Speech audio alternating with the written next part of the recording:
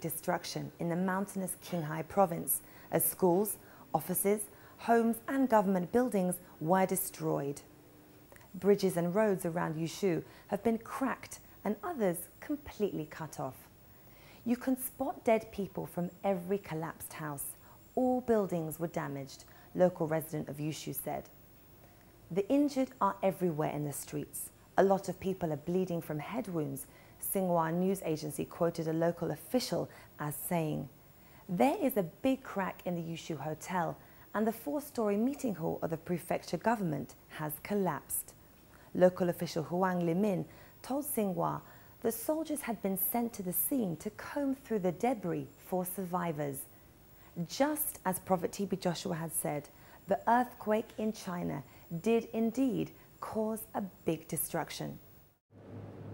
And I'm seeing children and many trapped. The rescuers are trying to reach people trapped in collapsed buildings following today's quakes in western China. Many victims, including school kids, are reportedly buried under debris. Victims trapped under the collapsed buildings, and rescuers are using shovels and even their bare hands to reach them. School children are among those trapped this hour. The prophet said that he saw children and many trapped. The Xinhua news agency officially reported that many school buildings had caved in, leaving many students dead and others trapped in the rubble.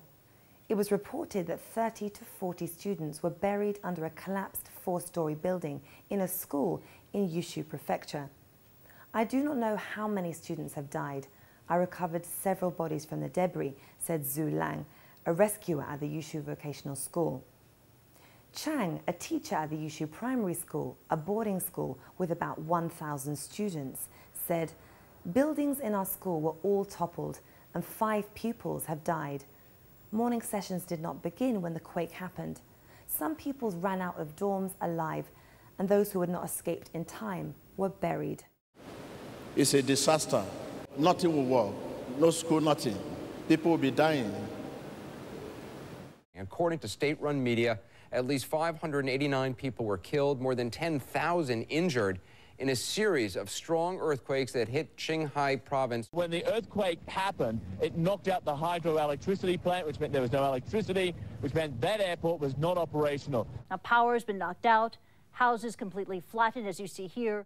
Rescue workers are still discovering survivors 3 days after a deadly earthquake hit China's northwest region.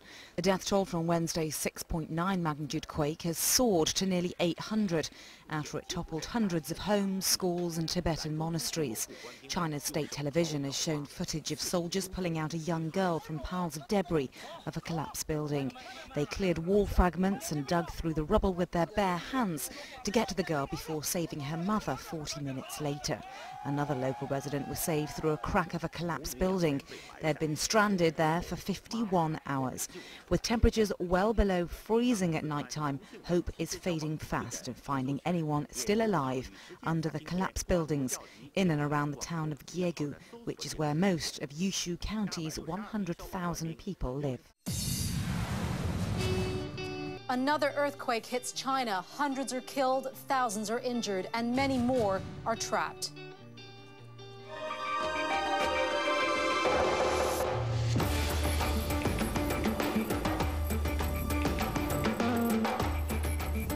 From CNN London, I'm Monita Rajpal. This is World Report. The rescuers are trying to reach people trapped in collapsed buildings following today's quakes in western China. At least 400 people are believed to be dead. More than 10,000 are injured. The U.S. Geological Survey says the main quake was of a magnitude 6.9. It was followed by strong aftershocks.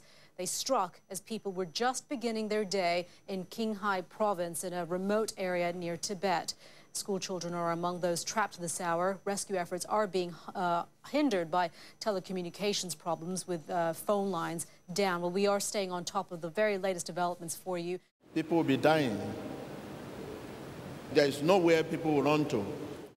As the majority of homes and buildings collapsed, residents truly had nowhere to run to, as the prophet has said. They were left out in the cold. Azu, a local, commented on their condition saying, "We have no shelter. We have to sit on the grass in the open area. We have no food and no water." Many of us woke up and ran out of our homes without wearing shoes. At that time, all we could see in front of us were collapsed walls and houses. Everyone ran to spacious places and up to the mountains, one resident said. Recall also how the prophet described the weather conditions. Too cold that your blood will be seized. Qinghai, it sits some 12,000 feet above sea level, so it gets very cold at night. It is 9:10 p.m. local time right now. No doubt many survivors will be facing a cold night outdoors tonight. With temperatures well below freezing at nighttime, hope is fading fast of finding anyone still alive. Thousands of earthquake survivors braved near freezing temperatures with little shelter after the 6.9 magnitude trembler flattened the town of Daegu in western China, killing at least 1,000 people and injuring 10,000.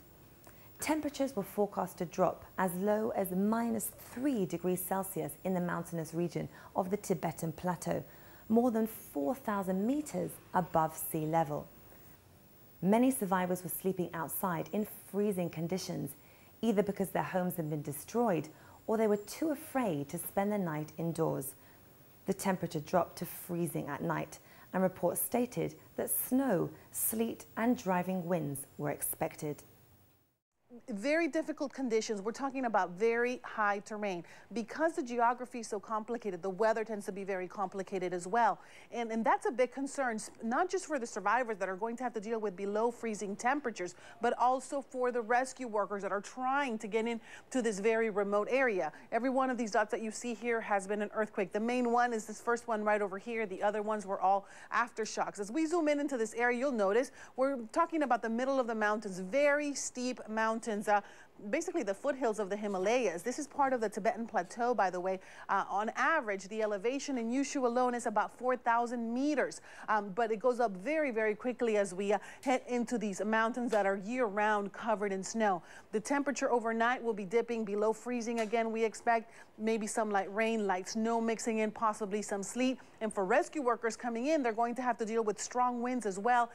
We at Emmanuel TV and the Synagogue Church of All Nations pray for the nation of China and all those who lost their loved ones in this earthquake disaster. And for the survivors, that God would be their refuge, their strength and ever-present help in this time of trouble. We pray for the rescue workers, that God would strengthen and guide them in the task at hand.